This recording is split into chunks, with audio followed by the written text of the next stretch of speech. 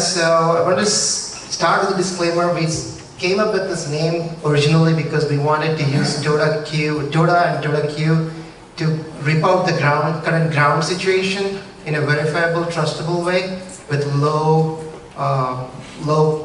third parties in the middle.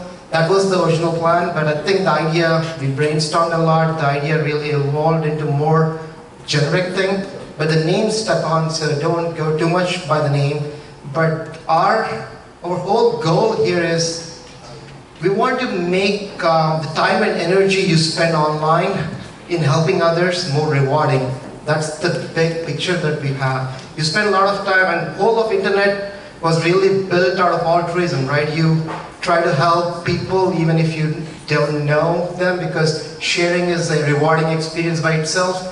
But we wanted to see if we can reward the time and energy you spend, especially if you're giving out expert opinions, legal counsel, stuff like that, and still get rewarded for that kind of stuff in a trusted, peer-to-peer, low-cost transfer. The value is getting transferred to you because you help a time-bound seeker of that information. He's constrained by time, a given time window, he's looking for help in that time window, and there's somebody out there with that piece of information. So it's not just altruism anymore, there's value in transferring that information to that guy, and then it kind of builds a social behavior in that system which basically says, hey, let me go out of my way and try to help a guy because I'm expert at that thing, and it's a feedback loop from there on. That's how I'm seeing it.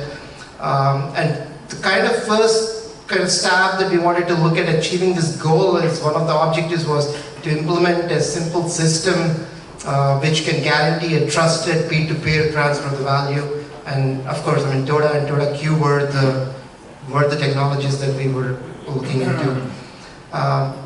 This is just more of a pitch thing. We just took a stab at the APIs and tried to get a feel for it. It was more of a trying to bring the big picture together for us. So this is how I look at any system that we would build around this concept. So you would have a seeker of information, you would have helpers who are willing to answer for that. 30 seconds. There will be a channel on which these guys can interact. You can write policies around that channel. The policies can include how to incentivize people, how to penalize guys if they're giving you wrong answers or not useful information. And all this will be can be verified, the ownership the value can be transferred to the right provider of the information through the underneath Toda and TODAQ protocol. The general concepts, as I said, was there's a seeker, there's a helper, then an asset. Asset can be like sometimes asking the right question itself is the key. So the question itself can be an asset which can be used by others. Time's up. Yeah. Sorry. So these are the concepts. Is there a demo?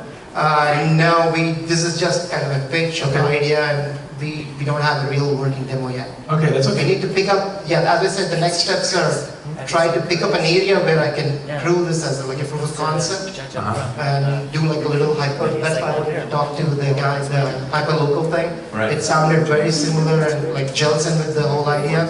And then try to build an API design, like do a design of API, put a companion app or a demo apps that can prove this thing. Okay. And see how it goes. And so you mentioned Toda and TODAQ. What did you learn while you were investigating this technology?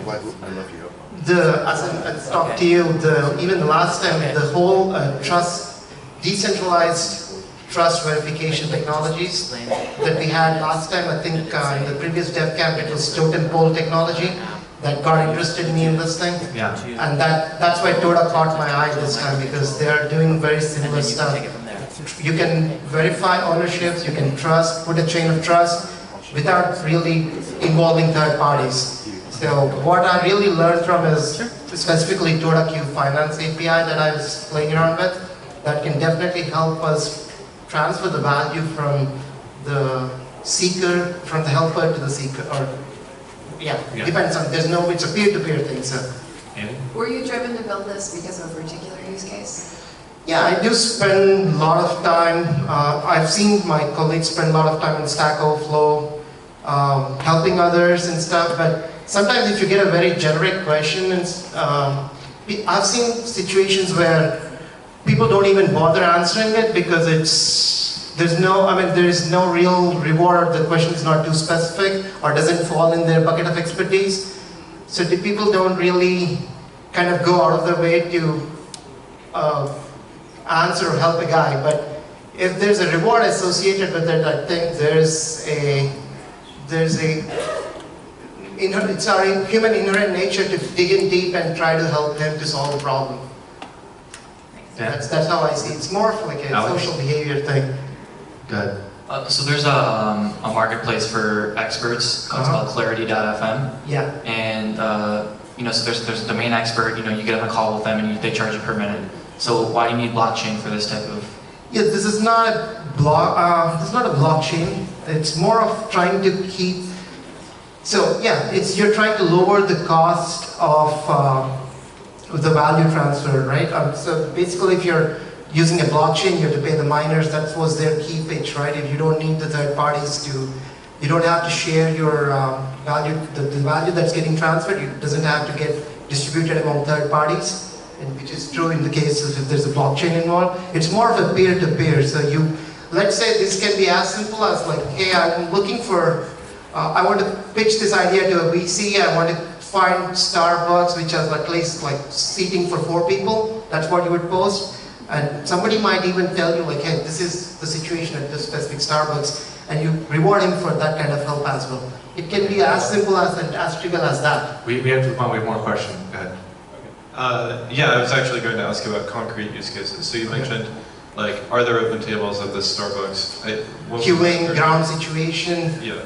Parking, you go to the mall, you find everything in red, and you say, hey, plan your visit for some other time. And you get rewarded for that because you did give some value to somebody.